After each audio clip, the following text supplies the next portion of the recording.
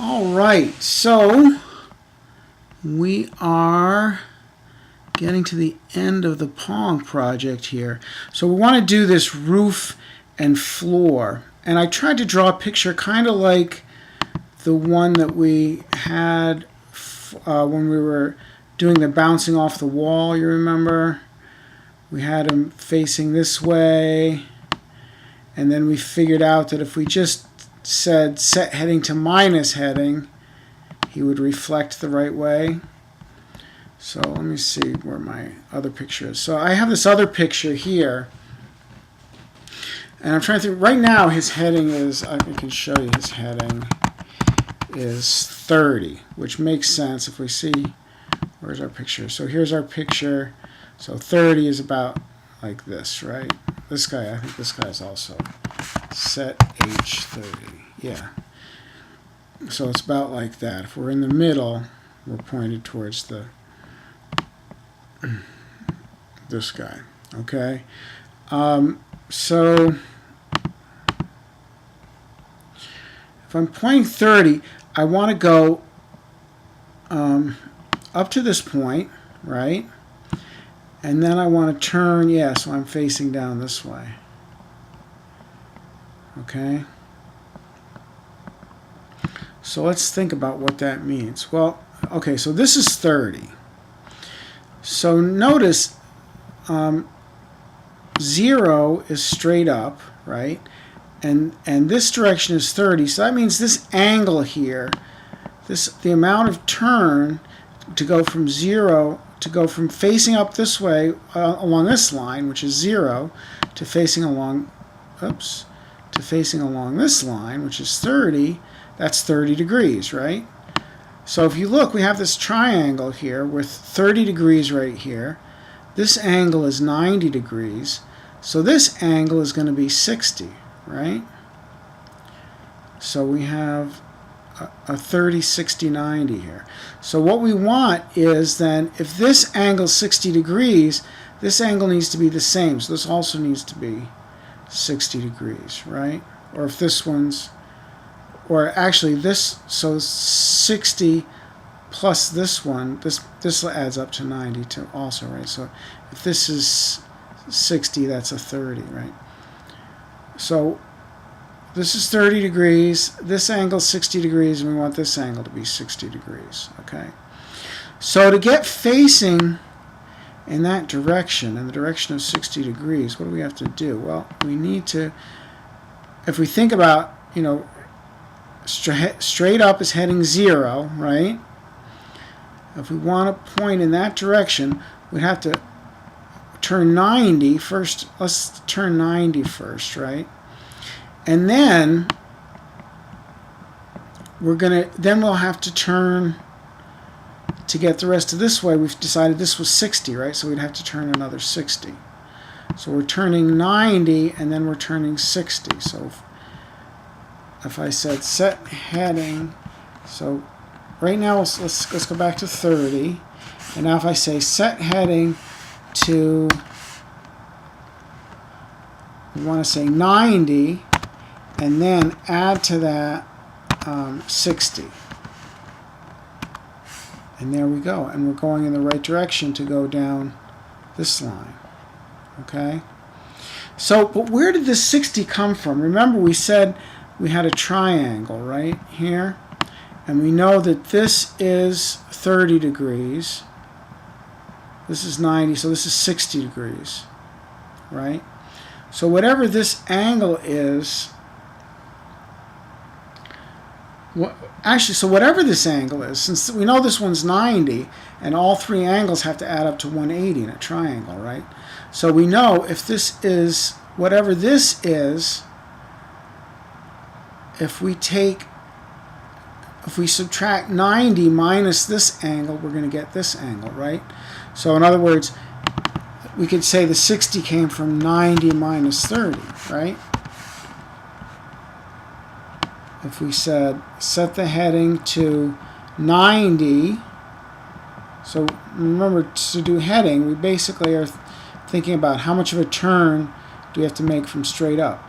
So remember we said we had to do 90, and then 90 minus 30 should give us that 60. So let's just spin this guy around and see. If I say set h to 90 plus 90 minus 30, what happens? Okay, so that looks right, doesn't it? Okay, so so really the critical value here, or the value that's going to change every time here, is this 30. Okay, which was our original heading. So if we, oops, didn't mean to do that. So if we set this guy, I'll put the pen up before I make any more mess, and then if we set his heading to 30, right? Put him back along here, and he's going and going and going and going, and he hits the red. If we say this, now he's going in the right direction to go down this way, right? So, or another way to say this, we could just say set h to 180 minus 30 would work, right? Let's test it. Yep, that's right. Or how about this? Whatever the heading is, since the heading we're starting with is 30, right? Then whatever the heading is, if we say 180 minus the heading, that looks like that's putting us in the right direction, right? So what I did, let me see if I can clear off this mess here.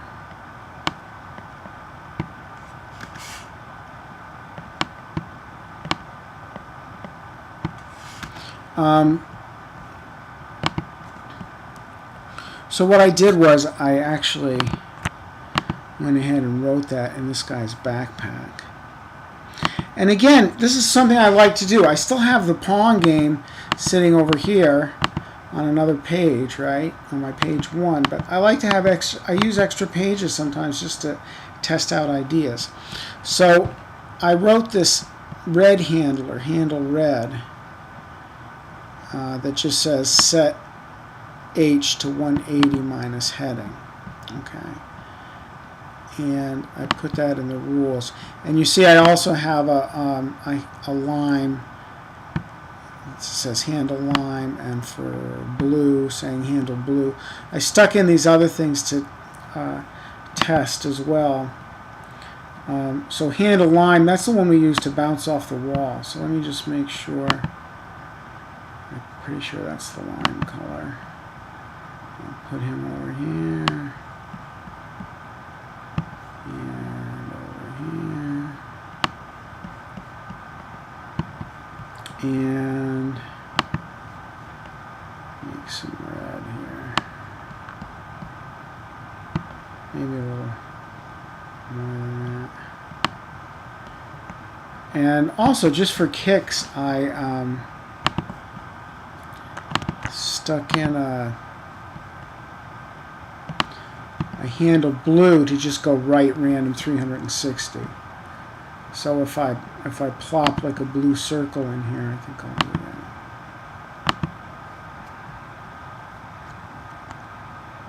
When he hits that blue circle, he should just go right some random amount. And right random 360 means he could end up going right left from where he was, basically, right? Because 360 goes all the way around. So let's click here. And also I have in his on click, I have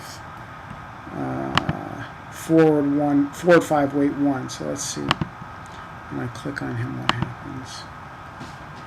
See if that looks right.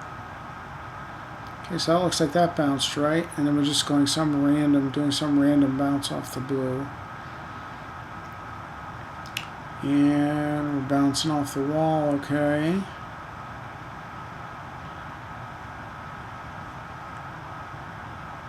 And the blue, again, we're just doing something random. I just stuck that random thing in there so I make sure I'm coming in at different angles to test out more carefully what I'm trying to do here.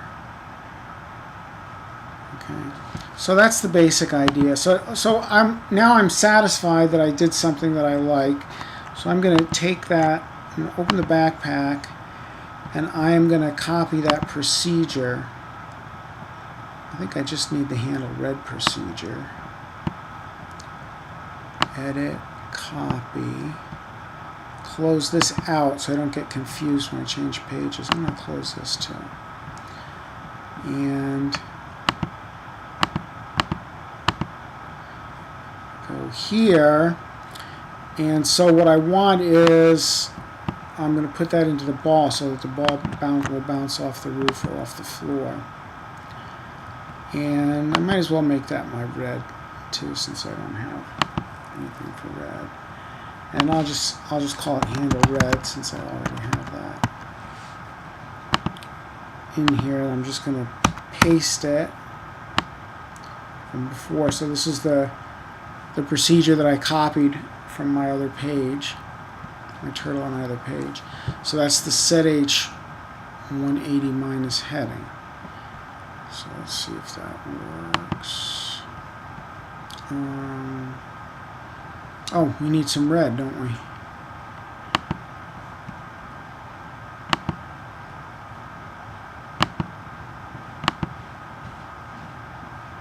Is that right? I think I got it. Yeah, looks like.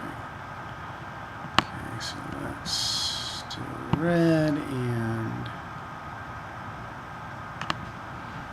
red down here. And get my cursor back, click on that red cursor. I'm going to say red. And let's see now what happens when I hit the ceiling here. Oh, I lost a point. I hit the ceiling and I came back down. That's what I wanted. It looks like it's working. Let's see if I can hit the ground.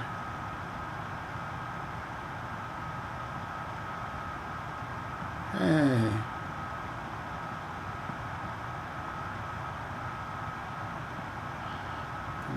Lose a couple of points here.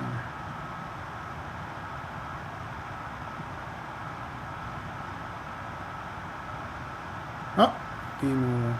I lost last point. So it looks like it did. Looks like it worked. Let's say no. So the next thing to do here is just to test it out. And looks like that was the last thing. It says have fun. Boink. Oh, save your work. Let's save our work. And then yeah, so now you have a cool game you can play. If you wanted to, you could take a look at maybe some of the online games and look at what kind of strategies they use. Like this one. Oh, game over. What happens? Oh, let me just try reloading this one.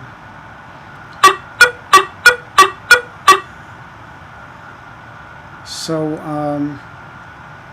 if you look at different ones, you can see that they use different strategies for. So I'm going to click Start Game. So you might think about how would you put up a start window. So you know how to do text boxes now. So the strategy that this guy uses is